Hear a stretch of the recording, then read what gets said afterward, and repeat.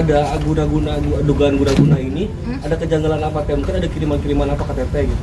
Kalau di rumah aku tuh kayak ada belatung sama ada kayak ada apa tuh namanya tuh, ada semut yang gede satu kayak ngotak gitu tapi semutnya gede banget. Terus aku dikasih tahu adik aku teh kayaknya ada yang nggak beres deh. Nah terus adik aku ini dia sakit-sakitan terus yang cewek. Terus aku bilang, kamu ini perasaan kamu aja kali, masuk angin atau gimana lah, aku bilang gitu kan. Nah kenapa aku mulai ini setelah kerasukan karyawan. Jadi dari jam 12 malam hari Minggu kemarin, dari jam 12 malam sampai jam 6 pagi dia itu kerasukan dan ada sebut salah satu orang yang menurut aku dia mungkin benci sama aku atau gimana kayak gitu. Dia pernah nyerang aku di sosial media juga sih, keluar satu nama kayak gitu. Cuman aku ya udahlah, karena yang kayak gitu nggak ada bukti juga kayak gitu. Jadi aku cuman yang aku di sini yang aku merasa terancam, terintimidasi adalah bukan hanya kiriman guna-guna atau santet yang mereka kirim, tapi yang bener-bener aku dikasih preman, diturunin preman, terus diturunin pengintai. Itu sih yang maksud aku tuh, aku kan cewek, kenapa aku diginiin gitu. Sampai sekarang masih ada teh teror-teror itu, diikuti, diintai? Aku kan kemarin sempet kasih tahu ke media. Nah setelah aku kasih tahu ke media, mereka mulai tidak mengincar aku lagi. Dan menurut aku harus speak up, karena mungkin aku bakal pergi nanti ke Komnas Perempuan juga sebagai perlindungan aku, karena aku kan nggak tahu mereka bisnisnya di luar itu. Kan aku baru kayak gini, aku kenal Koapek di bulan September tahun kemarin. Jadi kalau aku kenal banget dia juga enggak, dan aku nggak tahu kenapa musuh-musuhnya dia itu neror aku semua kayak gitu. Karena aku juga 100% buat tahu keseluruhan Koapek aja aku nggak tahu kayak gitu, karena aku juga harus bekerja, bukan mementingkan ngurusin Koapek kayak gitu. Jadi aku cuma mau kasih tahu ke musuh-musuhnya Koapek kalau kalian neror aku itu salah alamat sih kayak gitu. Dan aku di sini aku cuma mau kasih tahu ke kalian, di sini aku cuma seorang perempuan dan aku cuma bekerja di entertain, dan uang aku aja nyangkut di sana. Gimana ya, aku kan kalian orang-orang kaya yang katanya punya uang puluhan miliar dan punya aset ratusan miliar. Maksudnya kalian orang kaya, tapi kamu menindas, mengintimidasi cuman aku yang bekerja seorang DJ. Padahal selalu dikaitkan Teteh dengan Koapek. Sebenarnya hubungan Teteh sedekat apa sih sama Koapek sampai akhirnya semua harus dikaitkan, bisnis juga dikaitkan atau dikaitkan? Ya mungkin karena konten aku ya. Jadi kan aku suka bikin konten YouTube. Jadi kalau di konten YouTube itu kan kita dari konten itu kita bisa menghasilkan uang, betul? Nah abis itu tuh aku memang pas kedekatan aku sama Koapek aku kontenin terus. Tapi kan di ujung sana tuh abis off kamera kita nggak tahu dia pekerja, aku pekerja. Habis kita misalkan abis bikin video makan lah, dia bekerja, aku tuh abis itu bekerja kayak gitu. Hanya sebatas teman konten? Nggak teman konten ya, pasti ada hubungan spesialnya lah kayak gitu. Cuman kan setelah kasus ini maksudnya di belakang itu kita itu banyak pertengkaran yang memang tidak sama visi misi kedepannya. Itu memang kita tidak kayak dua-duanya keras kayak gitu. Jadi aku mohon banget, kalau memang kamu punya masalah sama Koapek, selesaikanlah secara jantan sesama laki-laki, jangan teror akunya kayak udah gitu. Lapor polisi Teh mungkin dengan kejadian ini kan banyak banget, sampai ke rumah, sampai ke kafe gitu. Kan kita kalau lapor polisi kita harus pembuktian yang jelas ya. Cuman kan sementara ini mungkin dalam waktu dekat aku mau ke Komnas HAM atau ke Komnas Perempuan untuk minta perlindungan, karena kan 3 bulan loh aku diincar sama orang, 3 bulan aku diintimidasi, sampai aku sampai nggak pede ke media, terus aku nggak pede buat talk show ke TV, itu aku nggak pede sama sekali. Ketakutan? Bukan ketakutan, karena mentalnya tuh udah ditekan sama mereka, diancam. Ya, atas dasar keyakinan apa Teteh percaya untuk bisnis seperti ini? Atas dasar keyakinan apa? Jadi aku tuh kayak paralel aja sih. Aku kan sambil show DJ, terus aku kan kayak buka usaha klub juga, terus aku pikir usaha tongkang ini kayaknya oke juga, aku masuk juga. Jadi kayak paralel, aku ikut aja semuanya kayak gitu. Apa yang menarik dari tongkang? Yang menariknya aku lihat di sana ada beberapa pengusaha besar yang mereka itu memang mulainya dari nol juga. Oh kenapa enggak aku mencoba kayak gitu sih. Itu bisnis tambangnya dibarengin sama Koapek apa beda sendiri perusahaan? Beda sendiri dan aku malah joinnya itu sama pengusaha juga, namanya CINT, dia pengusaha batu bara. Jadi memang tidak nyatu sama Koapek sama sekali. Kalau yang panggilan ke Jambi kemarin dikaitkan dengan ini juga? Dia itu jadi apa ya namanya itu suruh mengklarifikasi kedekatan aku sama Koapek selama berapa lama dan hubungannya sejak kapan. Sebenarnya sih agak salah alamat sih kalau menurut aku, karena ya tapi kan nggak apa-apa kalau kita kan dipanggil pihak kepolisian ya kita harus klarifikasi. Cuman kalau buat nanya hubungannya berapa lama segala macem, kayaknya aku kan baru gitu loh hubungan sama dia. Jadi kalau masalah itu maksud aku tuh kurang tepat lah gitu. Nanyain bisnis gitu teh, hanya nanyain suhu. Nanyain bisnis juga, cuman kata aku memang membeli dan aku keluar uang, dan saat ini juga ya aku liatin itu invoice-nya kan belum dibayar jelas kayak gitu, dan bisa dicek juga di PT aku belum ada sama sekali penghasilan. Tapi bisa dibilang bisnis kapal tukang teteh itu bangkrut kah sekarang atau masih jalan tapi nggak ada untung? Stuck. Enggak di situ, stuck aja, enggak jalan. Jadi kayak belum ada kejelasan. Makanya kenapa aku belum bikin laporan atau segala macam, karena memang belum ada kejelasan. Aku kan enggak sembarangan lah. Aku lihat dulu ke sana seperti apa. Kalau memang hak aku susah untuk diambil, hak aku susah untuk diperjuangkan, ya mungkin ya aku bakal lapor polisi kayak gitu. Cuman kalau sejauh ini selama masih bisa dikomunikasikan, aku nggak akan lapor sih. Kita merembet ke bisnis teteh yang lain nih, contohnya sekarang gitu, mungkin ada kejadian apa yang hampir membuat teteh manggil orang yang pintar untuk membersihkan itu? Wah ya, aku sebenarnya udah nggak kuatnya itu kayak tiap hari tuh aku dimimpiin aneh, kayak dimimpiin kayak ada yang ngerampok aku, ada yang mau bunuh aku kayak gitu. Jadi aku pernah mimpi kayak bener-bener disiletin orang kayak gitu. Jadi secara tidur aja maksudnya tuh dihantuin seperti itu, secara realnya ditekan juga. Jadi menurut aku sih udah saatnya aku ngomong, maksudnya tuh aku sebagai perempuan merasa diintimidasi sama orang-orang fiktif gak jelas itu siapa. Kayak dia datang terus-terusan ke tempat usahanya aku.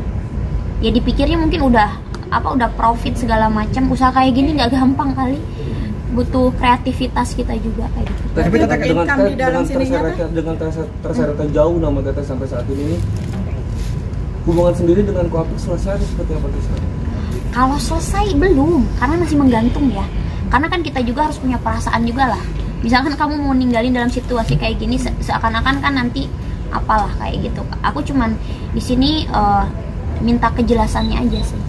Tapi teteh minta kejelasan atas uang yang udah aku investasikan. Tapi teteh ngerasa kalau Koapek itu bersalah apa enggak sepengetahuan teteh mungkin? Aku nggak paham lah kalau masalah itu ya. Aku nggak paham karena aku udah bilang aku tuh nggak tahu asal muasal masalahnya itu. Tapi setahu aku perkara masalah ini tuh udah dari yang dilaporkan itu adalah dari 2020 aku udah kenal Koapek belum jauh. Makanya aku bingung kok jadi nyeret nama aku gitu. Kayaknya jauh banget 2020 dia sama siapa gitu sih. Tadi teteh menduga kalau yang melakukan guna-guna segala macam ini adalah musuhnya Koapek. Itu dari mana teh? Tersangka itu? Menduganya ya. Ada muncul nama. Jadi kerasukan. Aku kan nggak ekspektasi kesana juga, kerasukan karyawan aku di videoin muncul nama dan kita kan kaget, kenapa jadi kesana namanya kayak gitu. Tapi kan kalau secara guna-guna atau santet seperti itu tidak bisa dibuktikan, jadi ya aku juga nggak ngeviralin itu siapa juga sih, karena memang kayak gitu juga kan takutnya jadi bumerang buat aku atau buat karyawan aku yang lainnya. Dari gelagat si nama tersebut seperti apa yang teteh perhatikan? Aku sih nggak paham, aku tuh nggak pernah mau mikirin orang benci sama aku atau seperti apa ataupun iri. Aku nggak mikirin karena aku udah sibuk dengan pekerjaan aku gitu. Jadi aku nggak mikirin. Kayaknya aku bingung, ada orang yang mau nyerang aku. Jadi kayak sejauh ini tuh aku tuh tour keluar kota. Terus sekarang tuh kan aku memang ada tour ke luar negeri juga buat DJ-nya. Bingung sih pas aku diserang terus dipanggil polisi, kayak aneh banget, padahal aku lagi anteng-antengnya gitu. Ada pengaruh dari income di bisnis ini nggak sih Teh? Kan diserang juga nih tempat ini gitu. Income-nya sendiri. Penghasilannya Sebenarnya kalau tempat ini tuh stabil, dia itu stabil. Malah dari awal-awal dia buka 1-2 bulan kan aku keluar uang terus. Tapi kalau sekarang dia udah stabil buat bayar karyawan, buat bayar sewa gedung, buat bayar listrik, dia udah jalan sendiri kayak gitu. Jadi untung enggak, rugi enggak. Jadi dia stabil, maksud itu buat karyawan aku bisa lah makan. Yang membuat Tata yakin tempat ini harus dibersihkan gitu dengan orang yang bisa gitu karena Biar enggak kerasukan lagi, kasihan karyawan aku. sudah sering berapa lama? sudah sering memang kerasukannya? Sudah berapa kali gitu Teh? Apa, tiap maksudnya? Baru sekali, baru minggu kemarin aku juga kaget kenapa bisa kerasukan, karena sebelumnya belum pernah. Setelah mereka itu intimidasi secara kayak kirim preman, terus kirim pengintai yang mobil merah sering di depan itu, setelah seminggu dari sana tiba-tiba kerasukan. Aku merasa sih itu rentetan situ semua, nggak mungkin enggak kayak gitu sih. Kalau kata Teh sendiri ke fisik ada ini nggak mungkin? Kalau ke fisik biru-biru aja sih, Biru-birunya maksudnya gimana Teh? lebam di lebam di air, di sini di dada, terus di sini di sini lebam. Sempet sih aku ada kayak cakaran sini di sini. Tapi itu sakit nggak? Apa cuma Rasakan. lebam aja tiba-tiba? Lebam, tapi kalau ditekan gini sakit, kalau nggak ditekan nggak sakit. Dan Sebelumnya nggak pernah. nggak ada nggak ada.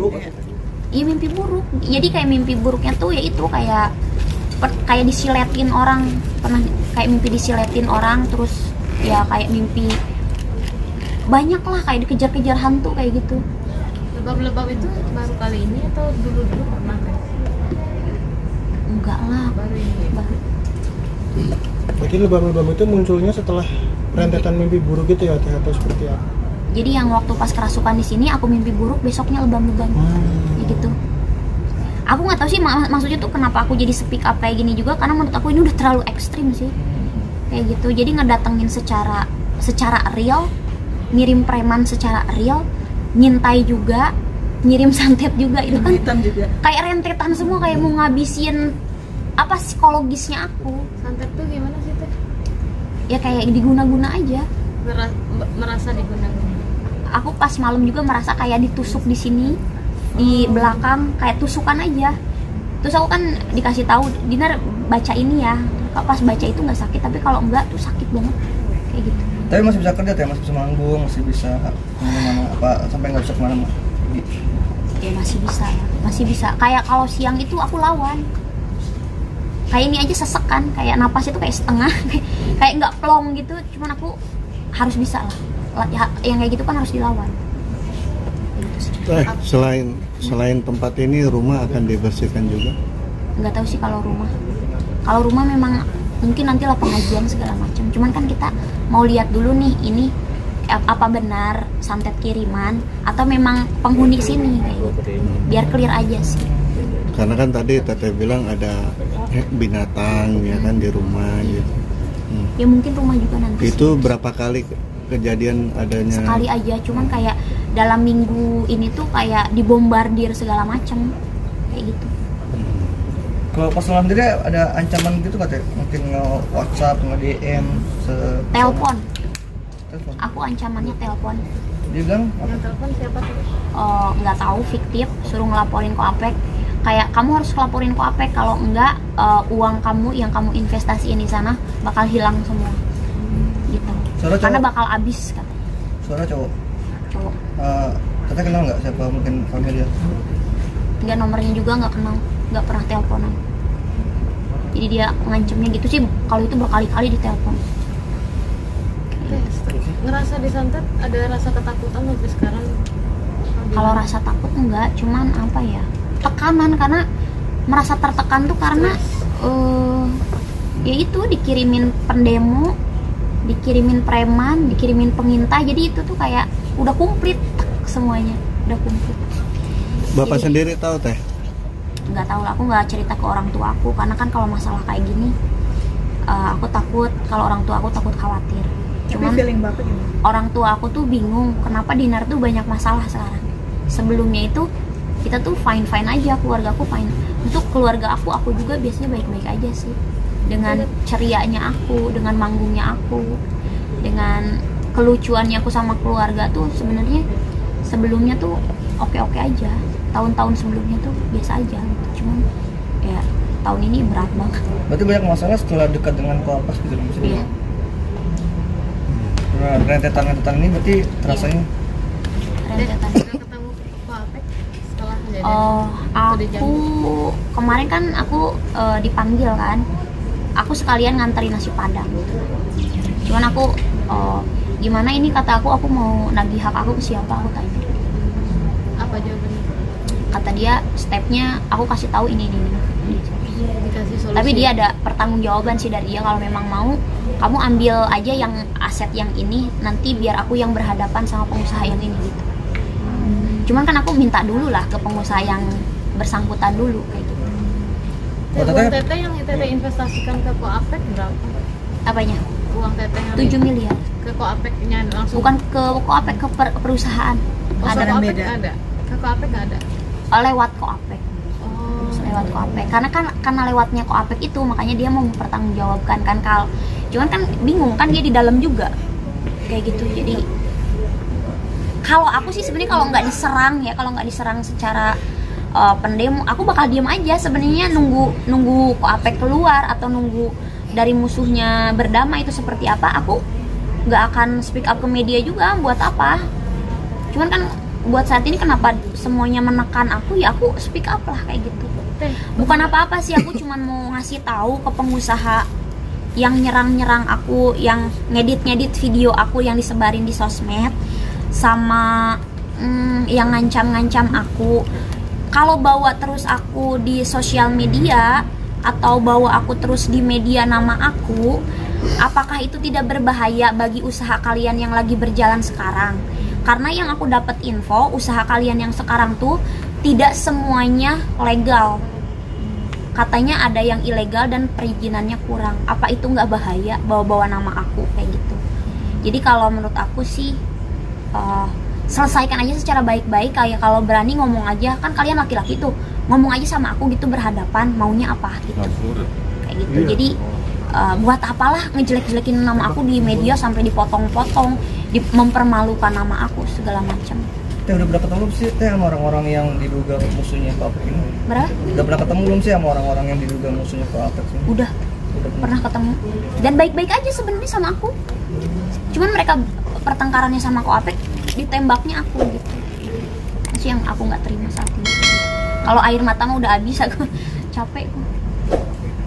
Bukannya semakin tinggi pohon semakin